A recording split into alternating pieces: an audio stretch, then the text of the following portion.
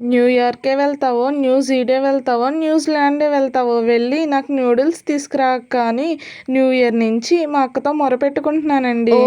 Noodles కోసం New York వరకు వెళ్ళాలా అని అడుగుతారేమో. ఏమోనండి బాబు, నేను ప్రాస్ కోసం ఏదో వాడేశాను అంతే. మరి చెల్లి అంత ప్రేమగా అడిగితే అక్క తీసుకురాకుండా ఉంటుందా?